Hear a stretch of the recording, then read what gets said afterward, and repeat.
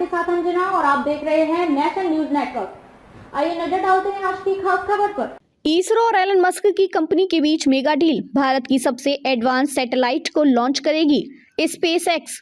भारतीय अंतरिक्ष एजेंसी इसरो ने दिग्गज उद्योगपति एलन मस्क की कंपनी स्पेसएक्स के साथ हाथ मिलाया है।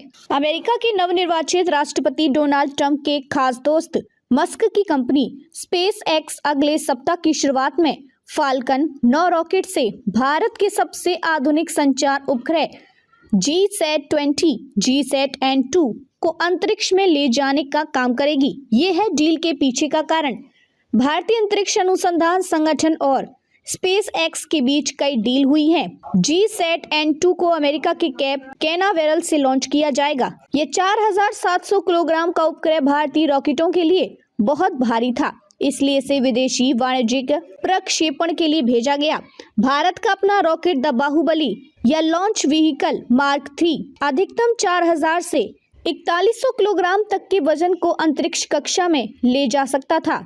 भारत अब तक अपने भारी उपग्रहों को लॉन्च करने के लिए एरियन स्पेस पर निर्भर था, लेकिन वर्तमान में उसके पास कोई भी चालू रॉकेट नहीं है और भारत के पास एकमात्र विश्वसनीय विकल्प स्पेसएक्स के साथ जाना था। चीनी रॉकेट भारत के लिए अनुपयुक्त है और यूक्रेन में संघर्ष के कारण रूस वाणिज्यिक प्रक्षेपणों के लिए अपने रॉकेट पेश करने में सक्षम नहीं है। क्यों खास है GSAT-N2? इसरो ने 4700 किलोग्राम वजन वाली GSAT-N2 का निर्माण किया है तथा इसका मिशन जीवन 14 वर्ष है।